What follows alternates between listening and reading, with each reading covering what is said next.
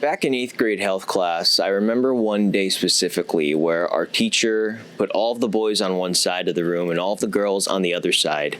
And for the next 10 to 15 minutes, we had a prolonged discussion where we made a list of qualities that we would want in a partner. That might have been the first time I actually thought about exactly what I was looking for in a future partner and a future wife, future mother of my children.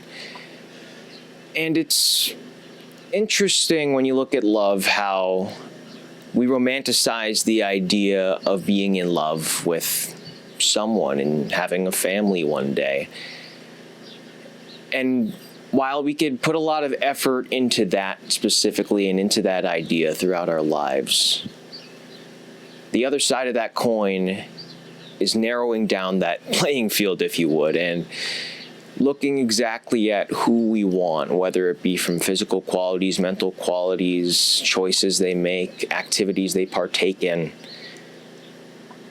And I think that's so unique because we all have different tastes and we all have different expectations. I didn't necessarily contribute too much to this group at the time and into that conversation and that list. I do remember one other boy in the class, he was trying to be funny and he said, "Oh, the 3 C's. I'm not going to tell you what those 3 C's are. They're very sexist and very stereotypical. Back in 8th grade, they might have been somewhat funny, but it was edginess and kind of that material for the sake of it. And I don't necessarily and never agree with the way that he put those qualities down in that order. But I remember in my head thinking I had to contribute to this list, and what exactly would I want? What exactly would I be looking for? And when I think back to that list, a lot of the qualities, a lot of the points were very basic. And honestly, when you're coming up with this list for yourself, it doesn't have to be hyper-specified. It doesn't have to be down to the exact height, down to the exact detail. You could be very broad with what you want, or you could be very specific about what you want. And a lot of these topics that my group, and I guess my group, we could say the boys, they are not all people that I still talk to this day, but they came up with this list, and once we all gathered together as a class, we went around person by person, really, and said, "Hey, share one thing." And you might know, if you've been keeping in touch throughout these last few weeks and since the beginning, that what I was going to say, or you would know what I would say. I didn't quite know how to say it. I remember it came out a little bit awkward, a little bit uneasy. I went, some athletic ability? I didn't quite know how to say it at that time. Now I'm openly talking about it multiple times, multiple weeks, multiple videos on this entire page, and I understand it. I'm confident enough that, yes, this is exactly what I've looked for over the years and what I still look for today. But back then in 8th grade, when you're talking about this and really thinking about this for the first time, and now you have to tell a group of your classmates, including girls, what you specifically want, that can be very scary. And it was very scary for me. I didn't know at the time if me saying that would be acceptable. I didn't know if I would be looked upon in a different light because of saying this is what I wanted. I don't remember ever getting any backlash, which is the funny part of it, but internally I was very at odds with the idea of, do I say this? Do I own it? I said it. I didn't think, and I don't think that I owned it then. I own it very much so now. But I know why that was the case. I think back then, when I first thought of athletic ability, I was thinking of it in an uber-specific way.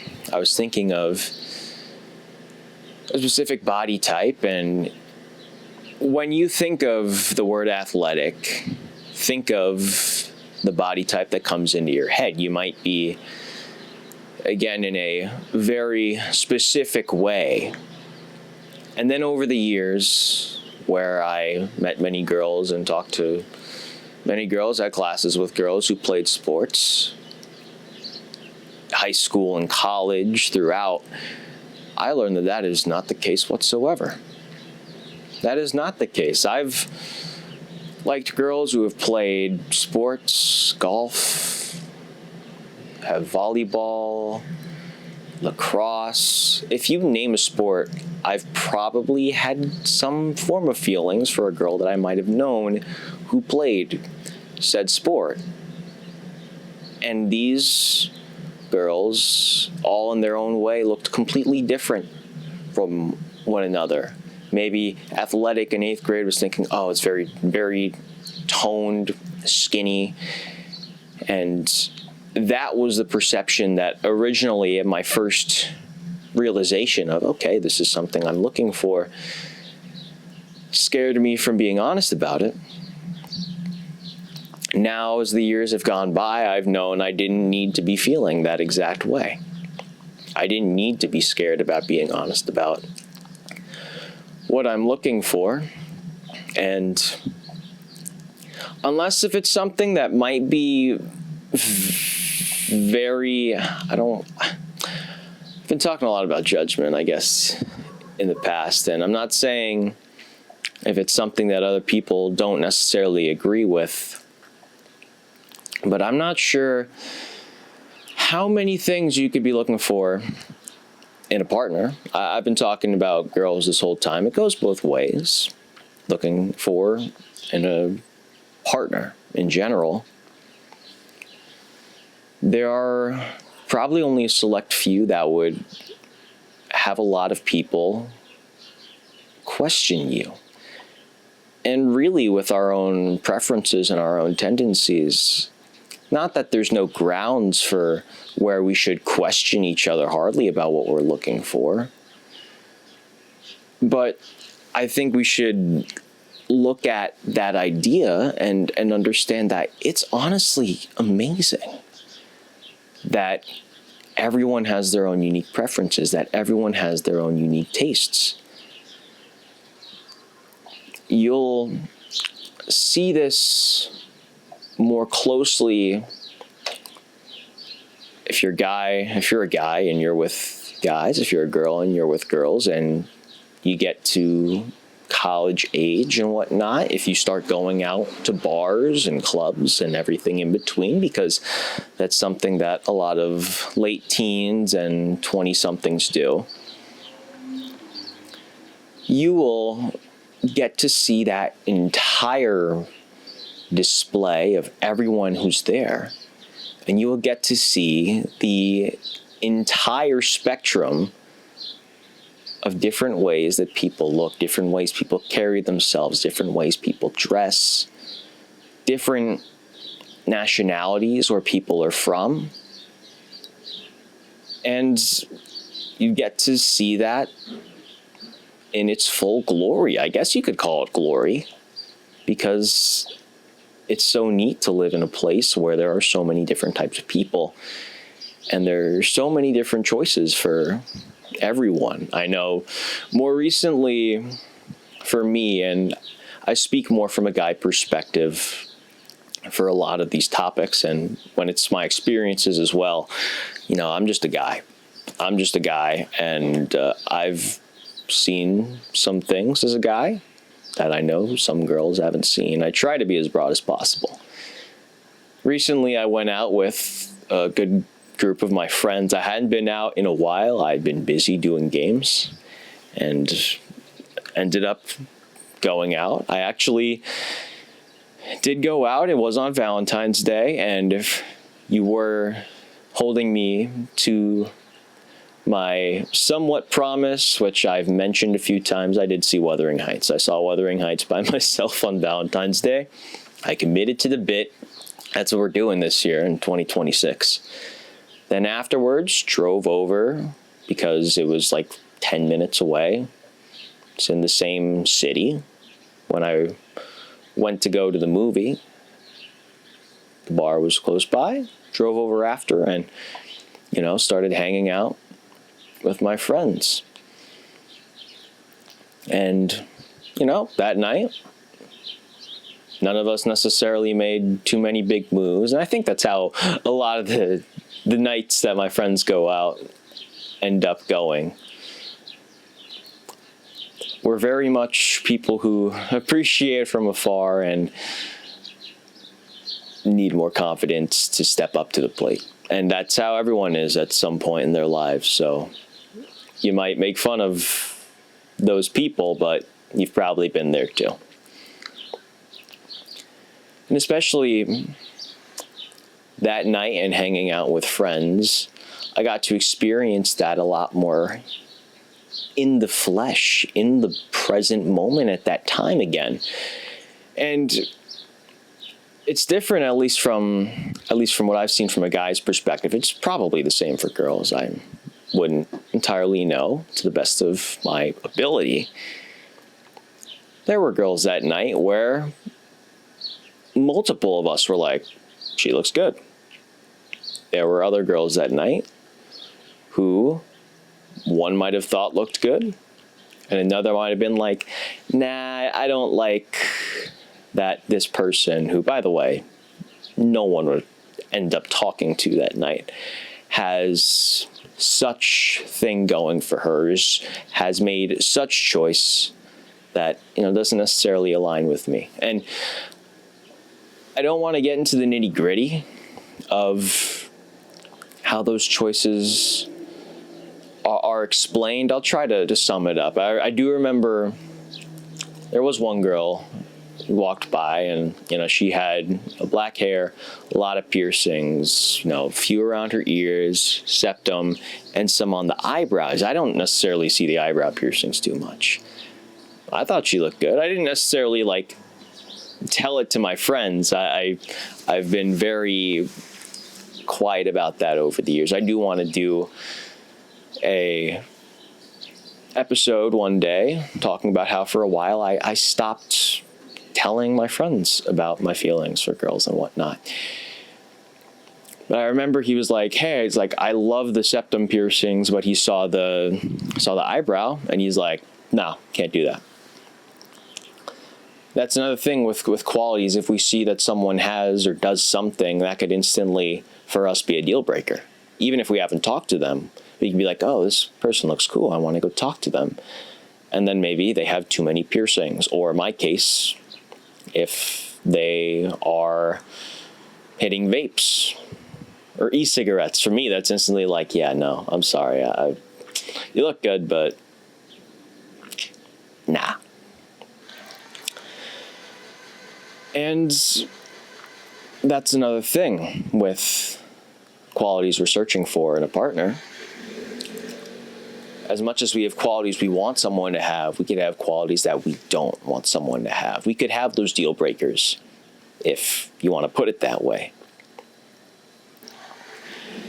And I think you experience that the most when you're with your friends and when you're talking about that. And your friends, I think, depending on how long you've known them, will have varying levels of being open about it. Some will be more open than others. It will vary, and everyone will have their own takes. I think back to, more recently, and it came up with the Super Bowl.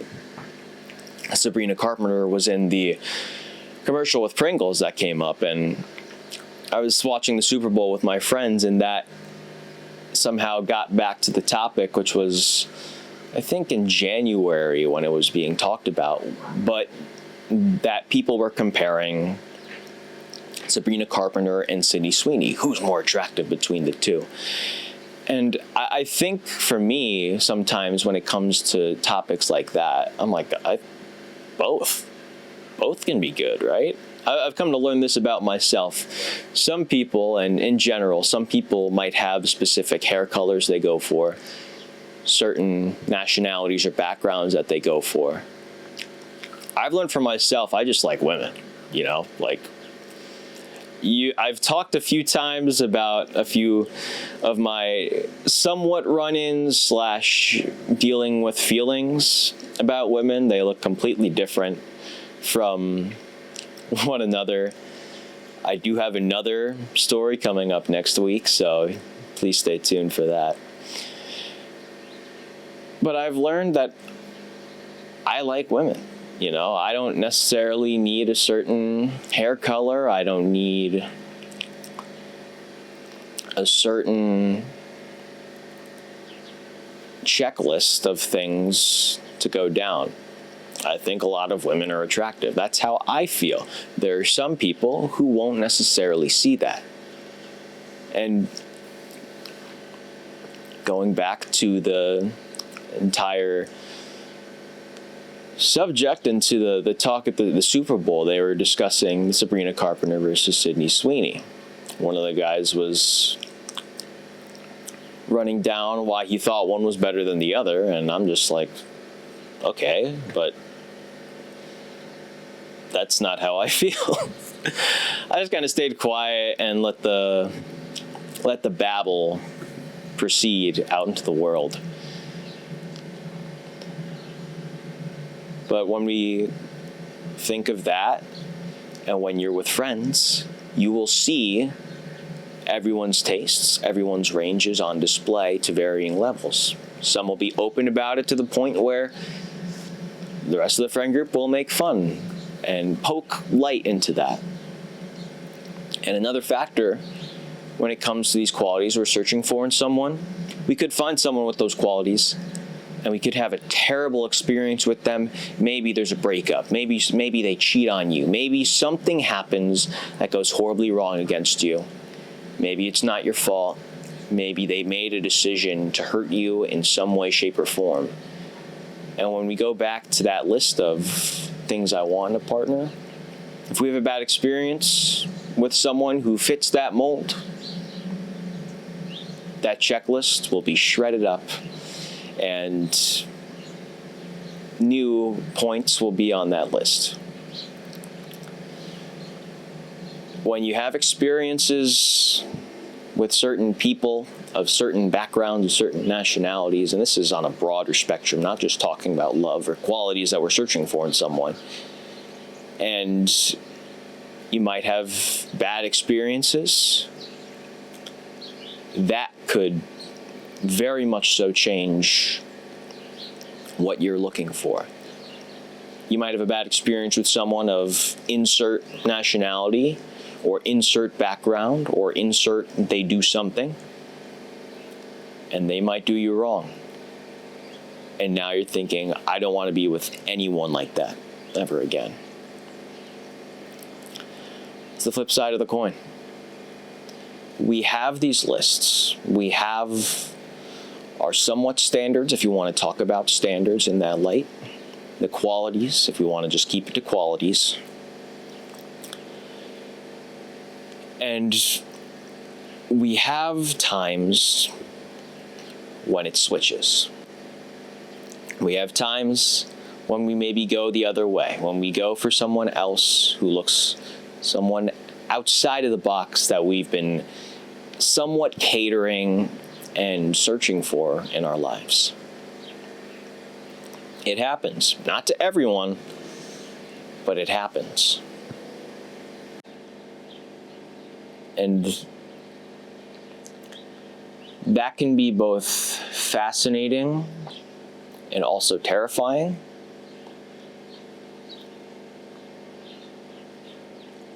In general, I just want to say, if someone does you wrong, move past it. Don't allow yourself to change, maybe not necessarily who you're looking for, but don't blame yourself if something like that happens. We're talking about qualities, and now I'm giving relationship advice. That's fun. Maybe that's how this talk will go.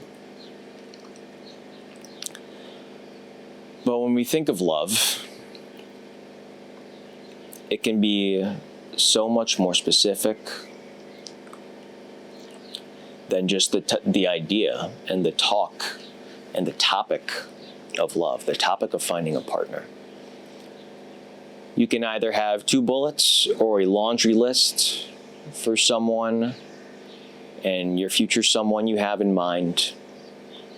When you grow up in this world and you go out into this world, you will see how everyone has their own lists and has their own qualities and has their own preferences.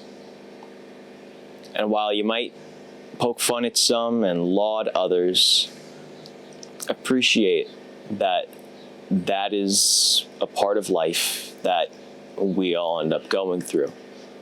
This last time that I went out, they're talking about how coming up at this bar, because they have theme nights, one of my friends said, "Hey, emo night's coming up in 2 weeks. You gonna go?" If you watch my celebrity crush video, and he did as well, my head, I remember thinking, you don't have to even ask that to me. That's not even a question. I will be there. But when you're honest about it, and sometimes your friends see it, you have fun. You poke at it. You might have bad experiences, and you might decide to never go for someone of what you were going for again. But love the idea of love. Love the idea that it will happen to you. Love the idea that there are people in this world that are extremely unique, that might fit your list, that might be outside of your list, that you will love. And love the idea that preferences are as wide of a range as possible. And love the idea that you have your own. You can either keep them to yourself or spread them to the world.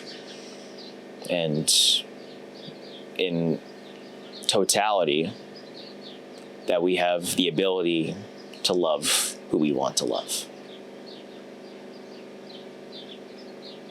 Bonus content.